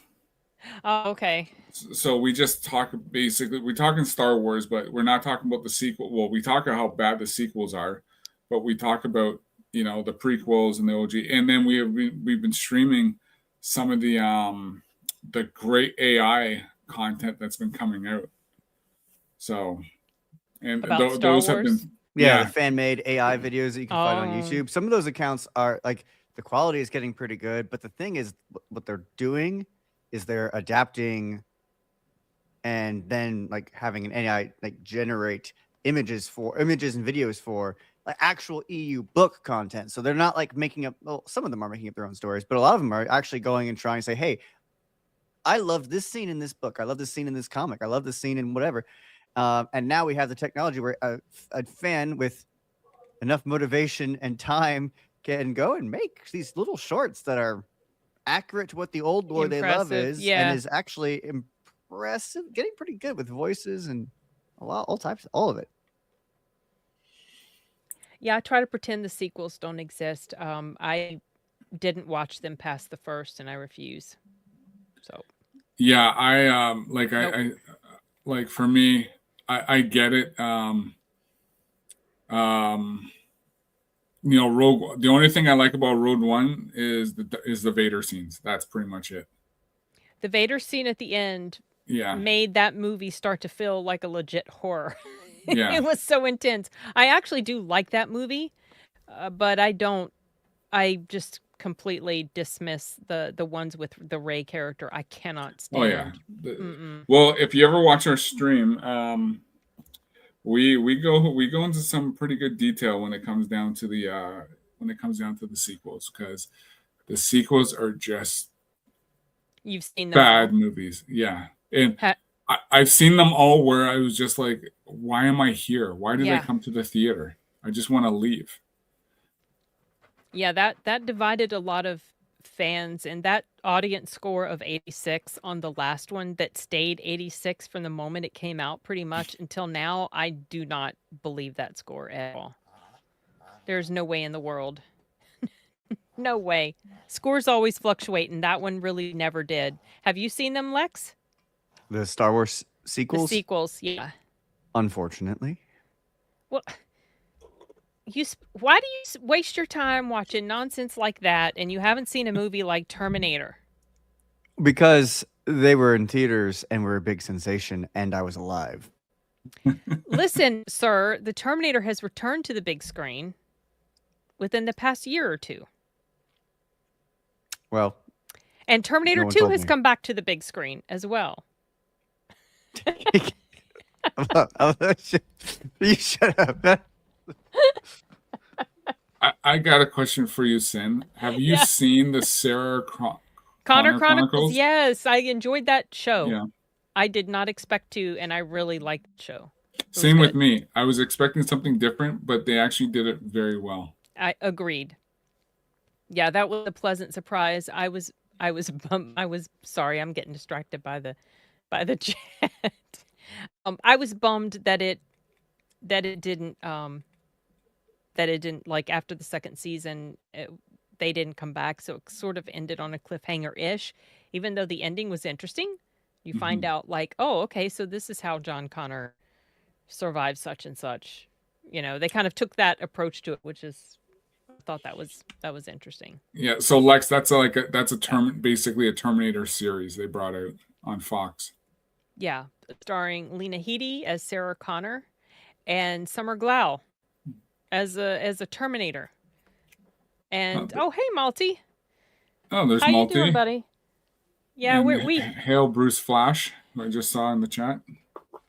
we stopped talking about the Eiger Sanction. Now we're just kind of just talking in general, and I always bring it back around to Terminator because I'm determined for Lex to watch those two movies, at least the first two for sure. So Well, we can always talk about that on one of these shows. Yes, we can, and I think we had better. Well, you got to watch them first. It's going to bug me. Like we could do like a stream about the first two or something like that because there's so much. There's so much there. Well, I think honestly, there's so much out of the first one because when the first Terminator came out, it was just such. It was one of a kind movie. What you were getting. 84 when it came out, and that was filmed almost guerrilla style. Mm-hmm. Because they didn't have permission to do some filming where they filmed. And so they would just like show up, do the filming, leave real quick before the cops got called, which I thought was pretty funny. It was beyond its time when that came out. Yeah. So when, because I remember first seeing that when I was I think my, I want to say I can't remember who, but they got it on VHS and we watched it for the first time. So yeah, when I saw it, so this is a funny story about Terminator, my introduction to Terminator. So I grew up without a TV in the house, and didn't generally go to movies either when I was younger on the big screen. But my mom and dad had gone out of town, and they had stayed at a hotel, and there's TV in the hotel room. So they come back later, and we're at my grandma's house, and they had been telling me about this really cool story they saw about this thing, and they were explaining the plot to me, and I'm like, eh. And they were like, and the girl that played in there, she was really pretty, you know, and all this. And then we're at my grandma and grandpa's house, and this commercial for Black Moon Rising comes on with Linda Hamilton and Tommy Lee Jones. And it shows her, and they're like, see, that's her. That's the girl that played in that movie we were telling you about, that Terminator movie. And I was like, oh, she's okay, you know. Anyway, whatever. So then at some point later, I don't know, like maybe a year or so later, I'm at school and I'm in typing class. Yeah, this was back in the days when we took typing class. And I'm typing. I remember. I'm typing, and I start to not be able to see out of one eye. Like I can't see the paper that, you know, you look at the paper, the book or whatever, and I couldn't, and I started freaking out. I was like, oh, I think I'm going blind. I told my teacher I'm going blind. I can't see. And she says, oh, honey, you're having a migraine. So go to the nurse's office or whatever. Anyway, my dad had to come pick me up. He took me to the doctor. Yeah, it was a migraine. We're on our way home. We stop at the gas station, which also had a video store in it. Mm-hmm. And finally, I rented The Terminator. And that's when I rented The Terminator. So we drive the rest of the way home, and I start feeling sick to my stomach because migraines can make you sick to your stomach, and they make me sick to my stomach. And we get home, and I barely made it inside. I got sick in the bathroom. And then I sat down and watched The Terminator. And that's my introduction to The Terminator. So I never forgot that. Migraines and vomiting in The Terminator. What nostalgia. I know. It was crazy. You know, it was funny because, it wasn't my brother. It was my dad who rented it. And I remember I had to leave the room when that scene came up. Scene. Oh, yeah, that scene. Yeah. So I remember they made me leave the room. I was like, I'm surprised that they rented that with you at that age. I've seen, I could have done without that scene. It is important to know that it happened, but I could have done without it. Yeah, it is important for the movie. Yeah, I'm not going to get into any spoilers, Lex, obviously. That's why I ask you. You do know that there's a scene like that in the first movie. But yeah, don't want to give too much away. You haven't read anything about it? Like, you don't know anything about the story? My knowledge of the Terminator series is world controlled by big AI tries to stop human resistance by time travel nonsense with robots in the past. Okay. Don't read into any more about it, because I want you just to experience it about as fresh as you can without any sort of influence about what the story is. I know, right, Malty? and then he's got to see Fright Night, and my intro to Fright Night was I watched it at a friend's birthday party, and I got food poisoning or stomach virus. Got sick. Watch Fright Night. Yeah, and I told Chris Sarandon that when I met him that was my introduction. I'm noticing a pattern emerging of your introductions to movies being really because you got food poisoning for a cliffhanger. Yeah, isn't that weird? Lex, this is a good question for you. Of course he hasn't. Why are you like he hasn't? You mean like the holiday that happens every year? Seen Halloween. Have you seen Halloween? I don't know is that a movie? Sorry, I just reading what John Ambler said. I don't know. You can highlight that when you're ready. Okay, hold on. Yeah, Chris. I like the Colin Farrell one, but the Chris Sarandon one is best. I don't see something from John. Oh wait, this one. Yeah. Halloween is a movie. Excuse me. It's an iconic movie from the 70s. That was a D. I swear to goodness that storyline is just I can't. It's a horror movie from the 70s. It was supposed to be the beginning of an anthology series of movies, but that was the movie that Michael Myers was introduced in. And he was so popular that instead of continuing on with the idea of an anthology series of films, they just continued on with Michael Myers. And then after the second movie, they tried to get back to the anthology roots, idea for that series. And that was called Season of the Witch, had nothing to do with Michael Myers, and people didn't like it. So then they got back to Michael Myers. And that whole franchise has gone off the rails, but whatever. Yep. The original movie is a horror classic, and it's my favorite horror movie of all time. And I saw that at way too young of an age. Michael Myers still gives me nightmares to this day. I told Nick Castle that when I met him, that he was my worst nightmare. Oh, wow. And he said, well, that's not good. And then he says, I bless you to go forward and not have nightmares anymore. I said, it's not going to work. I still do. I've had them ever since I saw the movie. But yeah, that's definitely something that you need to watch. Well, John Ambler with the hits. What's he saying now? Hold on.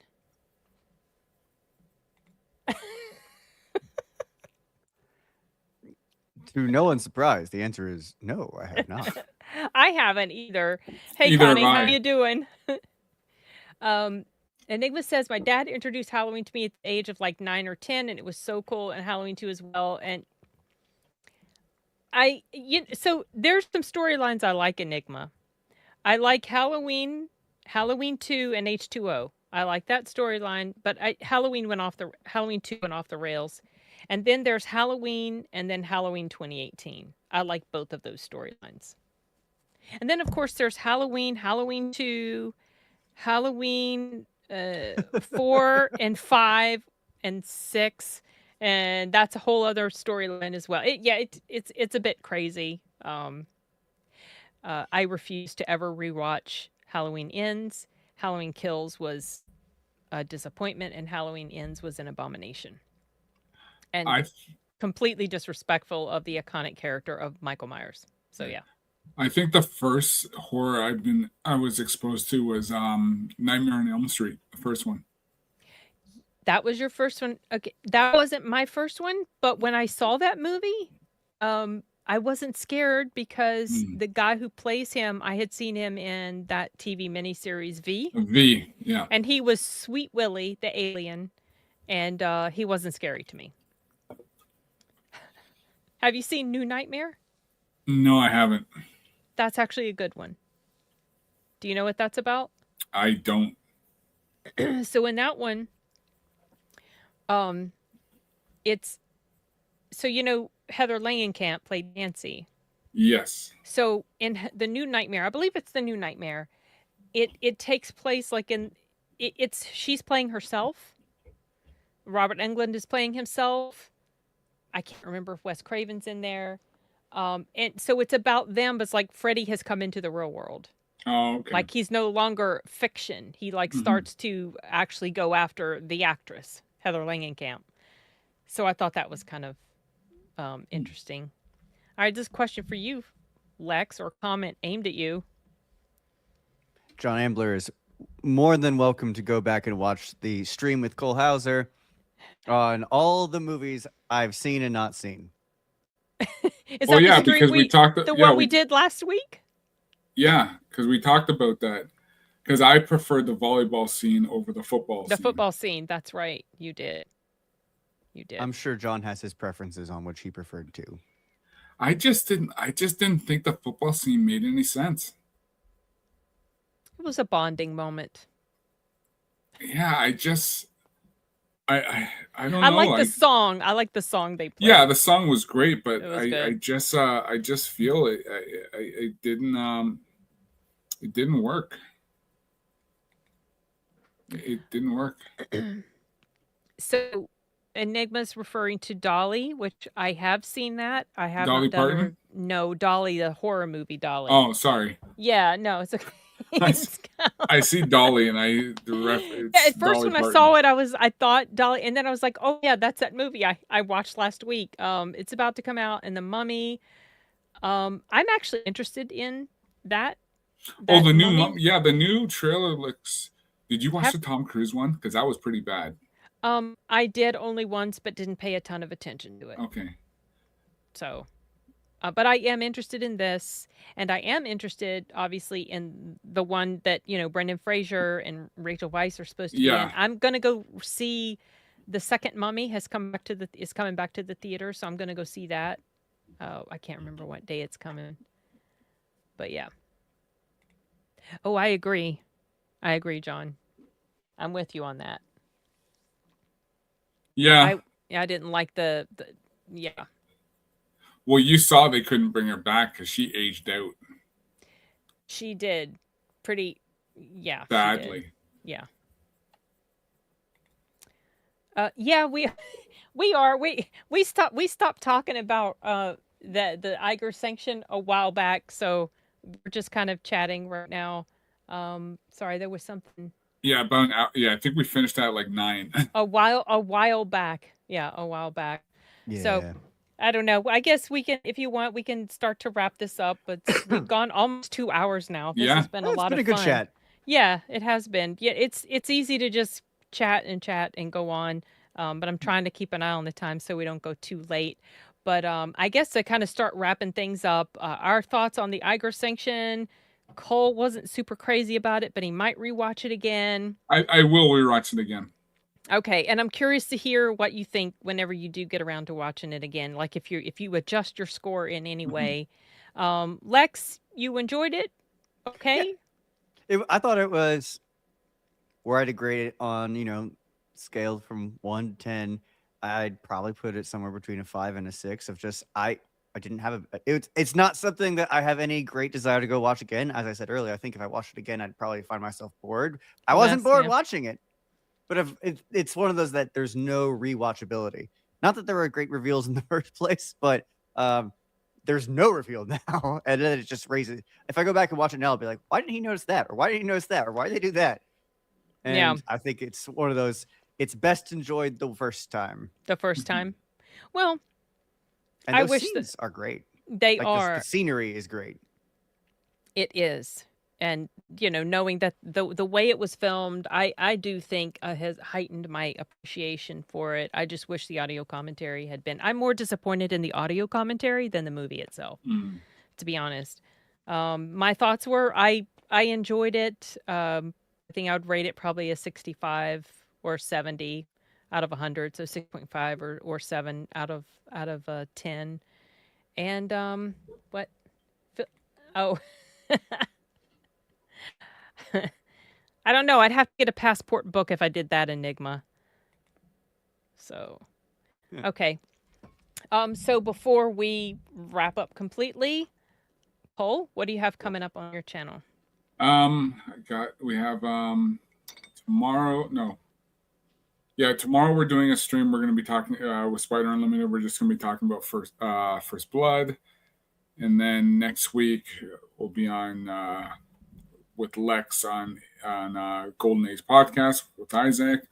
I'm going to be on ABF's off the hip, and then I am off to Florida by the end of the week. So I will be getting I'll be getting out of this cold and into some nice warm hot summer. Oh, I know you're going to get spoiled, and you're going to potentially be streaming from MegaCon? Yep. I'll be around. I'll be either way. I'll be streaming down there. So, like, if we do say there's a day next week, or whatever, I'll still be, because I'll have everything with me. So I'll still be able to stream. Okay. And as far as what's coming up on my channel, I am doing a live stream next week with Sound Booth Theater. We're going to be talking about dog soldiers. Ooh. And oh Lord have mercy, I've already forgot. Mortal Engines, and I forgot what the third one was. Okay. It's related to books that we're releasing, so yeah, I think I've seen all of those maybe, but that's the only immediate thing coming up. Of course, in addition to the reviews that I put up, I'm really behind on reviews. I did get a review up for Scream 7, and I think earlier in the week I got a review up for something else. I forgot what the hell it was. So, yeah, just I put things up whenever I'm able to. And right now, my offline life is so chaotic. It's been a little bit difficult. So, just kind of churning them out there as I can. But yeah, this was a fun conversation. Whenever we set something up again, we'll figure something out that will work with us, and maybe Blaine, if he can join us, that would be a lot of fun. Yeah, it's always fun talking with Blaine. I really like him. And I guess we'll see you guys later. I'm going to go ahead and end stream. Thank you so much. Right. Bye. Take care. Bye, everybody.